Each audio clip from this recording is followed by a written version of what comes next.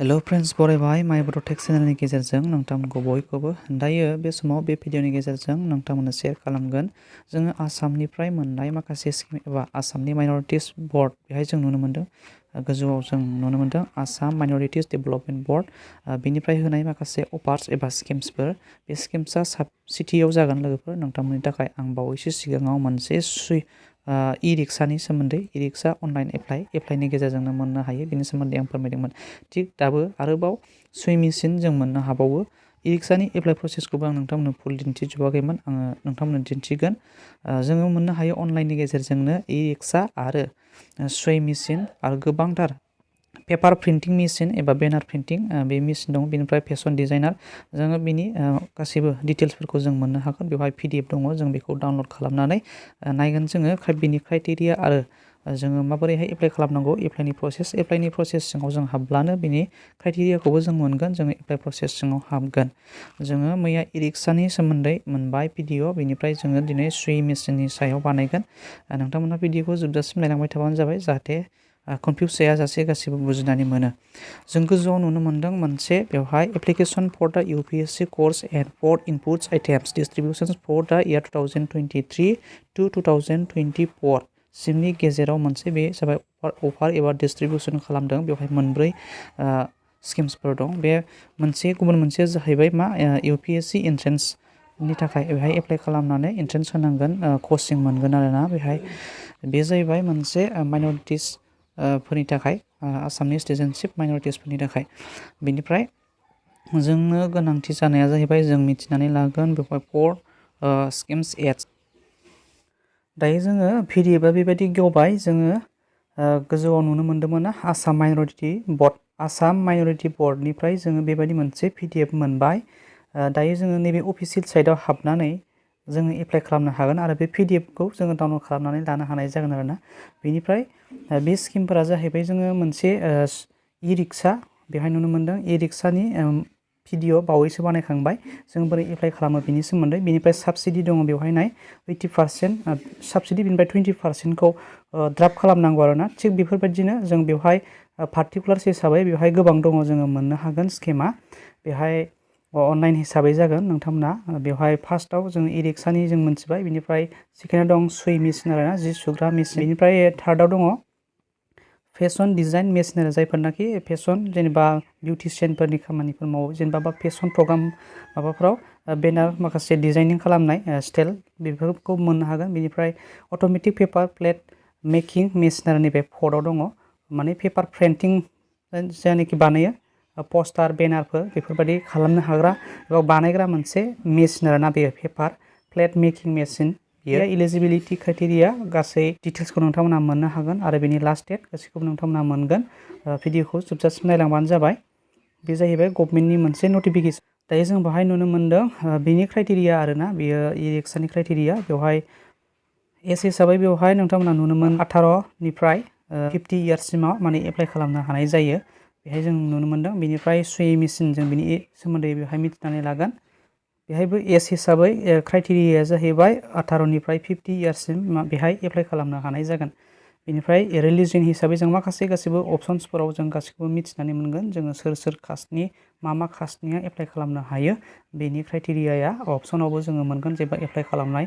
बे इन्टारफेसआव जों हाबो अब्ला जों बुजिनानै मोनगोन बे अपसन्स डिटेल्सआवबो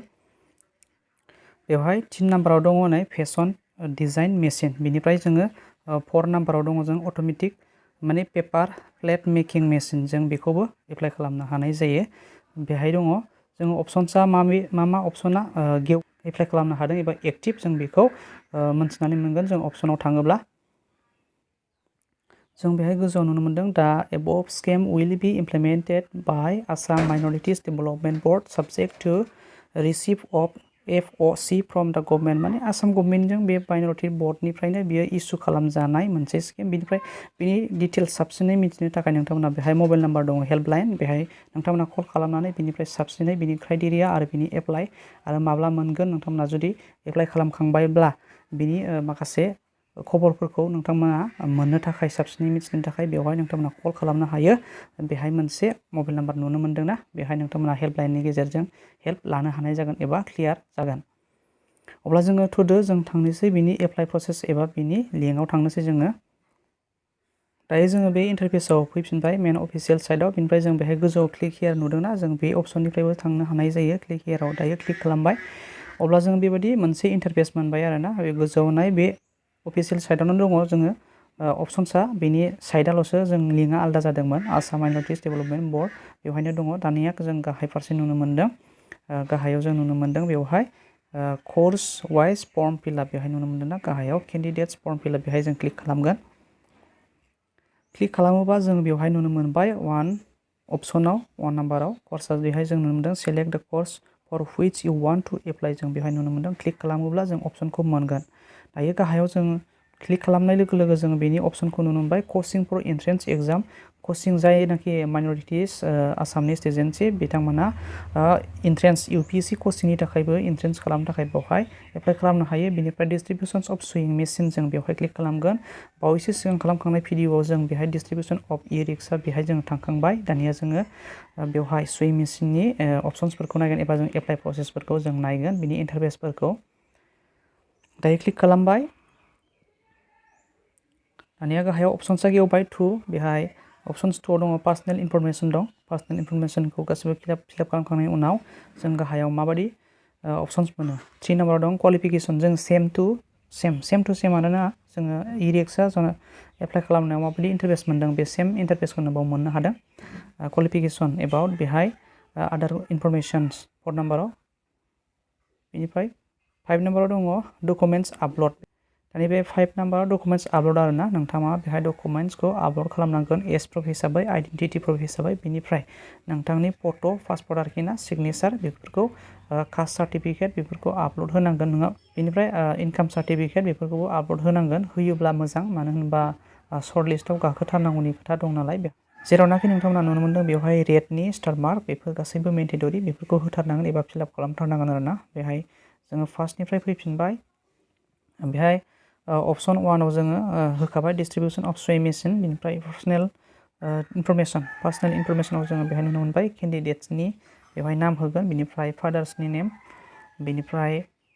मबाइल नं जायफोरनाखि गार्जेन्स फादार्स गैया गार्जेन्सनि नेम जायखिजाया नोंथांनि गार्जेन्सखौ होब्लानो जाबाय बेनिफ्राय मबाइल नाम्बार बेनिफ्राय बेहाय जेन्डार बेनिफ्राय भिलेज पस्ट अफिस बेनिफ्राय गाहायाव दं पुलिस स्टेसन स्टेट बेनिफ्राय डिस्ट्रिक्ट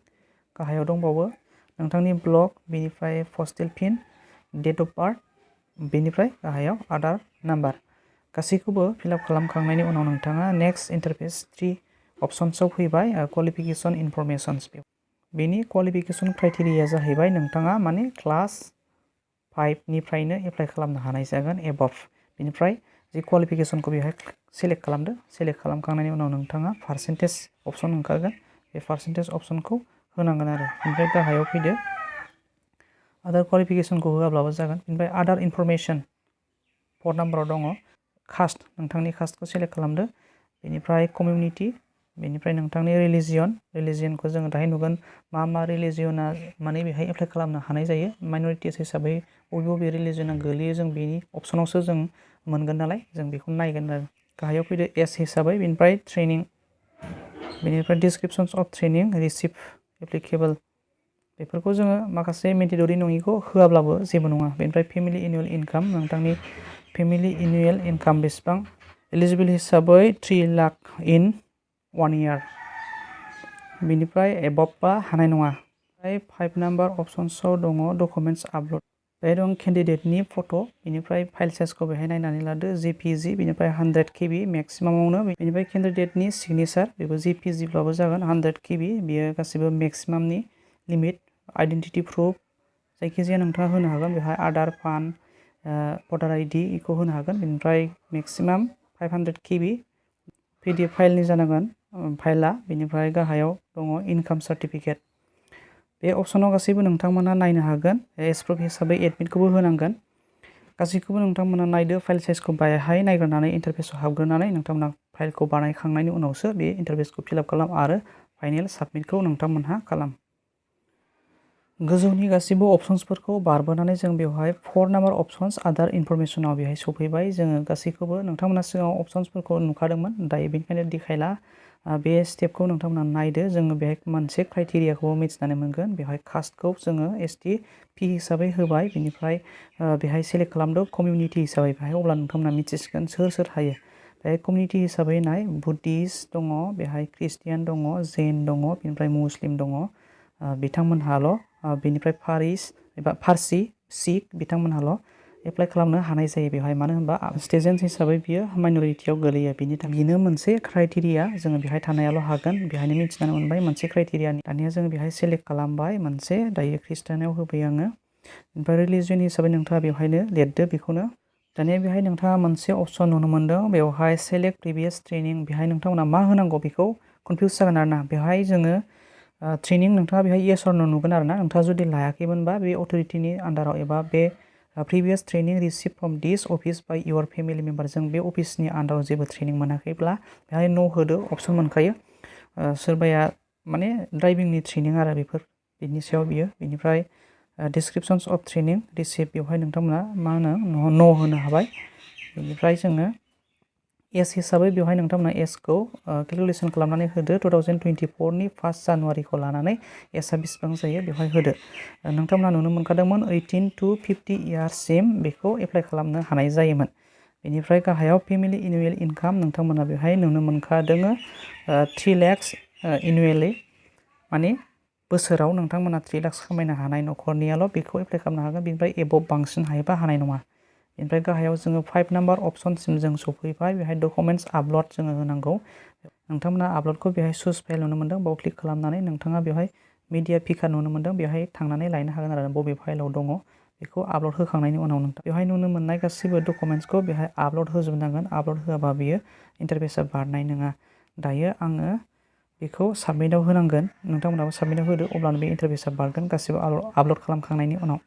नाथाय दायो आंहा इम्परटेन्ट नङा, बेखौ जोङो एप्लाइ खालामनोबो हाया, बेहाय क्राइटेरियाया गोरोबा, बिनि थाखायनो आं बेखौ फाइनेल साबमिट खालामनानै नोंथांमोननो दिन्थिनो हानाय नंला। नोंथांमोना बेबायदिनो स्टेप बाय स्टेप जायफोरनाखि गोनांथि आरो क्राइटेरिया गोरोबनाय नोंथांमोना बे इन्टारफेसआ बारगोन। आरो गासैबो बेयाव थानाय डकुमेन्टसफोरखौ होजोबोबानो आरो बेनि फाइल साइजआ गोरोबोब्लानो बे इन्टारफेसआ बारगोन, जेबो प्रब्लेम जाया। बेनि इन्टारफेसआ माने इजि गोजा, नोंथांमोना बेनि स्टेपखौ गोरलैयैनो खालामनो हागोन। अनलाइन एप्लाइ मबाइलजोंनो जागोन। दायो नोंथांमोननिसिम भिडिअ'आ बेखिनियानोमोन। नोंथांमोना जानो हागौ निसय बुजिबाय। सुइ मेचिननि माखासे पेस्टआबो बे एखेयानो। जोङो अनलाइन एप्लाइ खालामनो थाखाय सेम टु सेम जा इ रिक्सा बिनि आं भिडिअ बानायदोंमोन बेजोंनो सेमानो। नोंथांमोना बेहाय फाइनेल साबमिट खालामनो हागोन। साबमिट खालामबा नोंथांमोना मोनसे एक्न'लेजमेन्ट रिसिप्ट मोनगोन। बे रिसिप्टखौ लानानै थानो हागोन आरो उनावहाय नोंथांमोना मोनसे आं हेल्पलाइन नाम्बार नोंथांमोन दिन्थिदोंमोन, बेवहायनो नोंथांमोना खौरांखौ फुल डिटेल्स मोननो हागोन जे खौराङा नोंथांनि मबाइल एबा इमेलाव फैयाखैब्ला। अब्ला लोगोफोर भिडिअ'आ बेखिनियानोमोन। नोंथांमोना भिडिअ'खौ मोजां मोनदोंबा लाइक खालाम, साबस्क्राइब खालाम, हाजासे शेयार खालाम, जाहाथे नोंथाङाबो नोंथांनि गुबुन लोगोखौ मदद होनो हानाय बादि।